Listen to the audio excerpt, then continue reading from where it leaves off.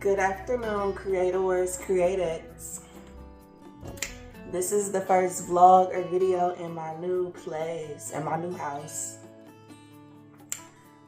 I'm trying to get that video out to y'all. It's been a month. I need to go ahead, wrap up the editing and posting so y'all can see the place.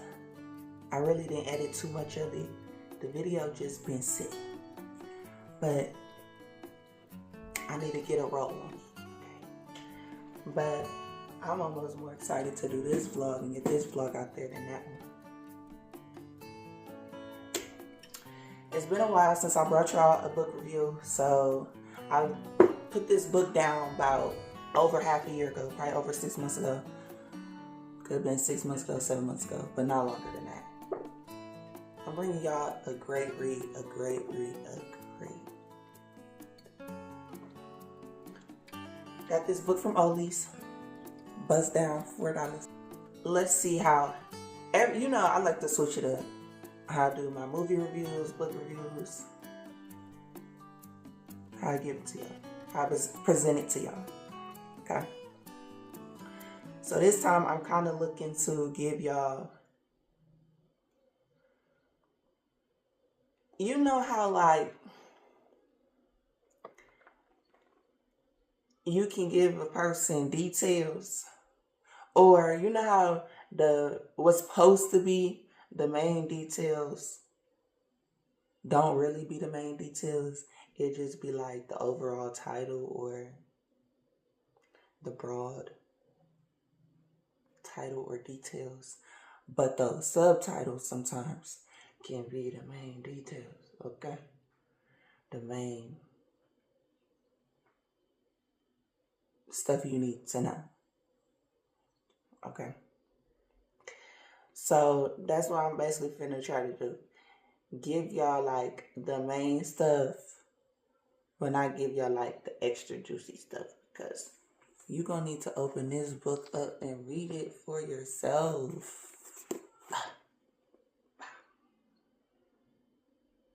Okay. Now, so we have, I'll read y'all the back, okay? 1 year ago, Isabel Drake's life changed forever. Her toddler Mason was taken out of his crib in the middle of the night while she and her husband were asleep in the next room. With little evidence and few leads for the police to chase, the case quickly went cold. However, Isabel cannot rest until Mason is returned to her. Literally. I had to ice that word because since I was a shorty, I done had a problem with that word. Literally. Okay, I just gotta slow it down. The pronunciation of it. I know the word when I see it. Except for the occasional catnap or small blackout where she loses track of time, she hasn't slept in a year. Isabel's entire existence now revolves around finding him, but she knows she can't go on this way forever and hopes of jarring loose a new witness or buried clue. She agrees to be interviewed by a true crime podcaster, but his interest in Isabel's past makes her nervous. His instant questioning paired with her severe insomnia have brought up uncomfortable memories from her own childhood, making Isabel start to doubt her recollection of the night of Mason's disappearance, as well as second guess who she can trust, including herself. But she is determined to figure out the truth no matter where it leads. Okay. So, basically, Isabella is a mother. She lost her 3-year-old son. Somebody came in the middle of the night, took him. So that it's a mystery. It's a thriller. It ain't really a thriller. Yeah, it's more of a mystery. Because I feel like thrillers, it happens during the story. It already started the story with the baby missing. Okay. This is a great read because I told you I put this book down 6 months ago. When I put the book down,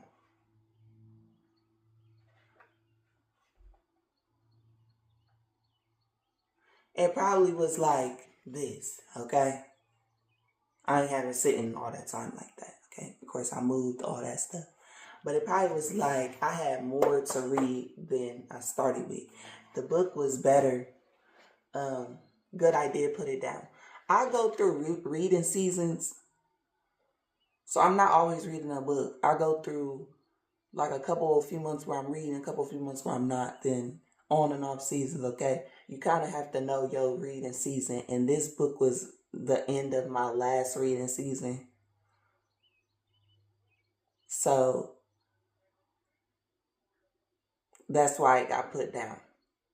I don't want to go into this explaining my reading stuff. I'll do another video about that, what I mean by reading season and all that stuff. But let's just get back to it. So it's a good book because basically once I picked it back up, I dang near could not put that book down. Even when you have to put the book down, like to work or whatever, the book is going to be on your mind. On your mind. Now, along with that, all the dangerous things. Right? The reason I feel like it's called that is because it's going to have your psyche, turning. Your wheels in your head turning. Okay? Now, the book is not, it's not just like analytical or psyche, all that. It's not like that. The book flows how it needs to. It tells a story, okay? But yes, when you put that book down, say you put the book down, you washing dishes or something, you're going to be thinking about the things that make all things dangerous, basically.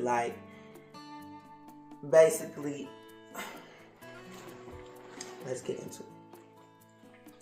So basically, it puts you into perspective of the things that's on your subconscious or that's on the forefront of your brain that you might speak on or might not speak on. The reason you react to things, the reason you don't react to things, stuff like that. Okay, so basically some of the stuff that people thought other people didn't think, but do think. And mostly I'll give y'all a detail from a mother's standpoint or a parent's standpoint about their own kid. Okay?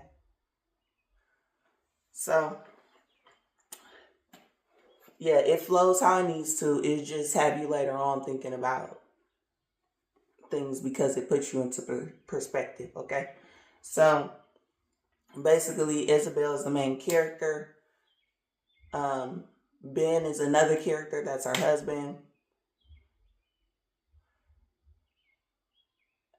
Ben was married to Allison first. Okay? So it was Allison and Ben first. Then Ben moved on to Isabel. And then it was Isabel and Ben. And then by halfway to the end, it was Ben and Valerie. I'm just going to tell you now. Ben and Valerie is the reason that baby went missing. Okay? Whew. That's right. That my head itched right when that was spot on. Day 5. Day 5. Waylon is another character. Waylon is the brother of Ben's first wife, Allison. He plays an important role in helping Isabel put the story together of how her baby went missing. And yes, Mason is home by the end of the book.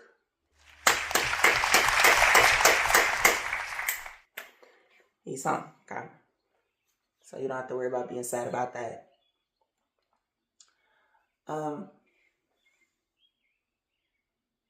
Is there anything else I want to give you?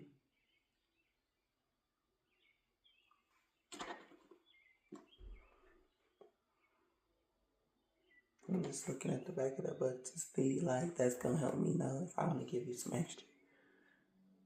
Went through mostly all the characters, most of them. Yeah, it ain't really no other ones. But yeah, I like how it got pieced together to figure this out. Another detail I give away is Isabel has sleepwalking issues.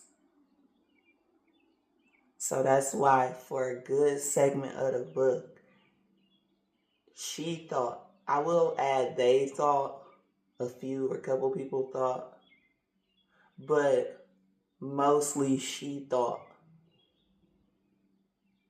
Yeah, let's just stick with her thinking. That, because you know when a mystery trying to get solved and stuff just get jumbled before it clears out. So let's just stick with her thinking. Because that's what's a fact. They really kind of didn't. It might have just been her thinking they thought. But she thought she did something to her own son. Mallory. I mean, not Mallory. Lord. I done mixed the baby name and the mistress name. The mistress name. Valerie and Mason. Mallory. Lord. Isabel, the main character, did not do nothing to her own son, even though she got sleepwalking issues. She even thought she did something. The reason why is because she even thought she did something to her own sister when she was younger. So she thinking she having a repeat, and she never even had a first peep, a first beat, a first situation. Like everything coming out.